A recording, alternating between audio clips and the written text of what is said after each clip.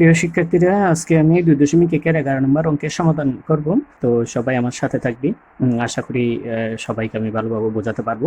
সবাই বোঝার চেষ্টা করবে, কেমন? প্রথমে আমরা প্রশ্নটা পড়ে নিই। বার্ষিক শতকরা 6 টাকা মুনাফায় 500 টাকার 4 বছরের মুনাফা যত হয়, বার্ষিক শতকরা 5 টাকা মুনাফায় কত টাকার 2 বছর 6 মাসে মুনাফা তত হবে। আমাদের এখানে প্রশ্নটা বুঝে নিতে হবে, কেমন?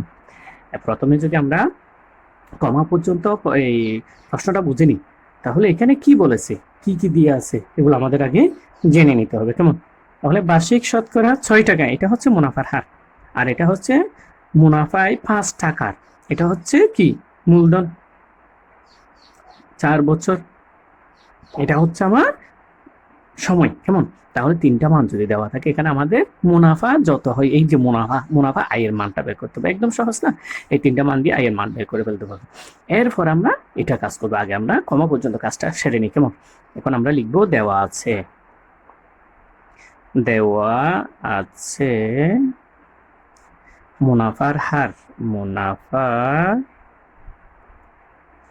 হার আর সমান 6%, কেমন? মূলধন বা আসন, কেমন? মূলধন ফি সমান 500 টাকা এবং সময় এন সমান 60 বছর। তাহলে এবার আমরা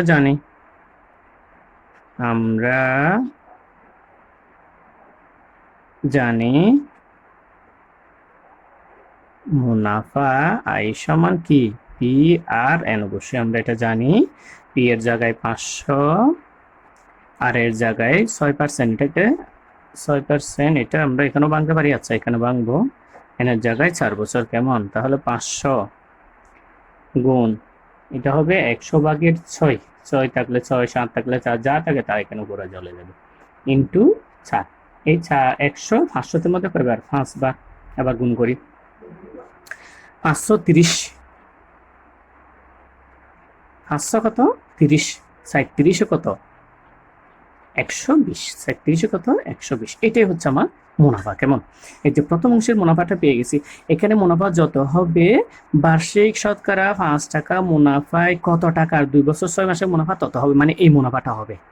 অর্থাৎ 2 বছর 6 মাসে আমি যদি 5 টাকা হারে কি করি, হিসাব করি, তখন আমার লাভ করি বা পাই, তাহলে আমার আসল কত হবে সেটাই বের করতে বলছে। তাহলে আমরা এখন এখানে এই সময়টাকে একটু, এখানে যে দেওয়া মানগুলো আছে আমরা সেগুলো লিখি। আবার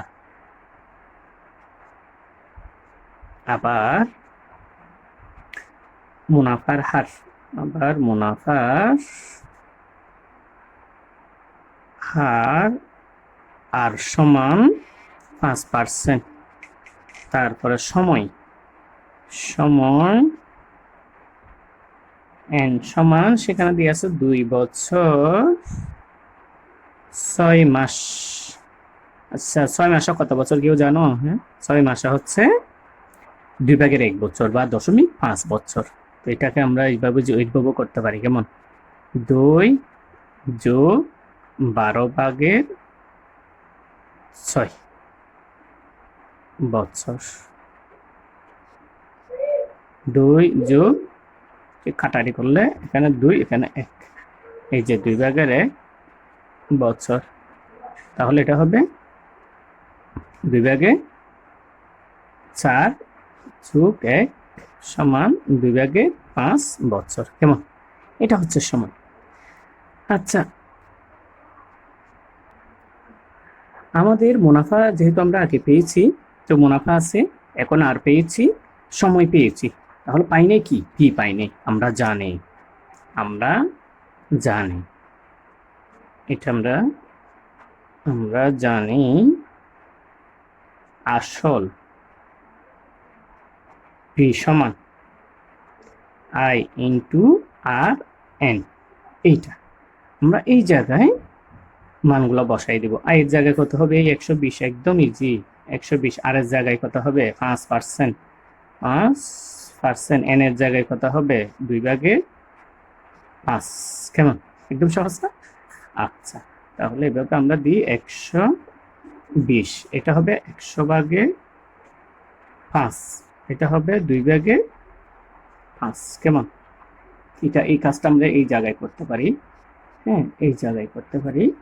দেখো, এই জায়গায় এটা আমরা এই নিচে এদিকে কাটাকাটি করা যায়। 5 কুড়ি 100 কত? 5 20 100, 5 20 কত?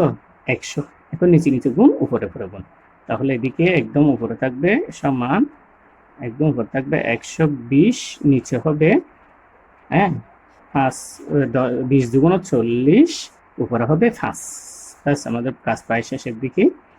তো এদিকে সমান দেব, 120 দেব, গুণ, এটা উল্টে যাবে, 40 যাবে উপরে, নিচে যাবে 5। কেমন? তাহলে এবার আমরা কাটাকাটি করে দেখি। 5 8 40। এবার এই 8 দিয়ে 120কে গুণ করব। 8 0 0, 8 দুগুণ 16 6, 8 থেকে 8 9, 900 কত? 60 টাকা। ব্যাস, হয়ে গেছে।